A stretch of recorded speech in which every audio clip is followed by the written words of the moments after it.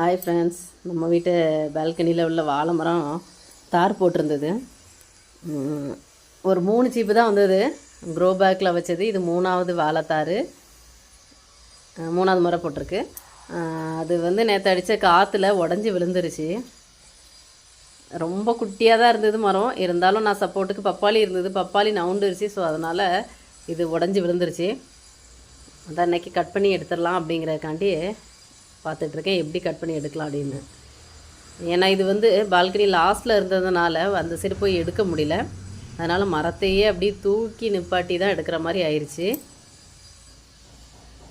அப்படி மெதுவாக பிடிக்கணும். ஏன் அப்படின்னா முருங்கை மரம் இருக்குது, அது உடஞ்சிடக்கூடாது. அது வந்து ரொம்ப ரிஸ்க்கான இடத்துல வாழைத்தாறு போட்டதுனால வாழைப்பூ கூட என்னால் வெட்ட முடியல. இது வந்து ஒரு இலைச்சி வெரைட்டி தான், இலைக்குன்னு சொல்லுவோம்ல, அந்த வெரைட்டி தான். ஆனால் பழம் நல்லா விளைஞ்சிருச்சு.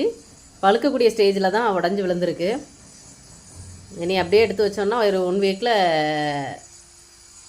பழுத்துரும். அதனால் நம்ம கட் பண்ணி எடுக்க போகிறேன்.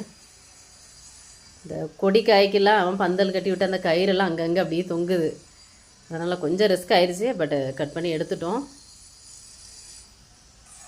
முருங்கை மேலே தான் விழுந்துருச்சு. பட் டேமேஜ் இல்லாமல் கட் பண்ணி எடுத்துட்டேன். குட்டியான ஒரு வாழைத்தாறு பால்கனியில். இது 3வது தார். ஓகே தான், நல்லா விளைஞ்சிருச்சு. வச்சோன்னே நீ அப்படியே வீட்டில் வச்சிடணும். அந்த ஒரு சாக்கில் கட்டி வச்சோன்னா சூப்பராக பழுத்துரும். அதுக்கப்புறம் அந்த வாழை மரத்தை எல்லாத்தையும் அப்படியே நல்லா குட்டி குட்டியாக கட் பண்ணி எடுத்துட்டேன். இது நம்ம வந்து கம்போஸ்ட்டில் போடுறதுக்காக. மண்புழுக்கு ரொம்ப பிடிக்கும், நல்லா ஈரமாக இருக்கும்ல, சீக்கிரமாக சாப்பிட்றோம். வாழைத்தாறு இது பார்த்திங்கன்னா வாழைத்தண்டு வெட்டி வச்சுருக்கேன், அது பொரியலுக்கு. இது மீதி இருக்க வேஸ்ட்டு எல்லாமே மண்புழு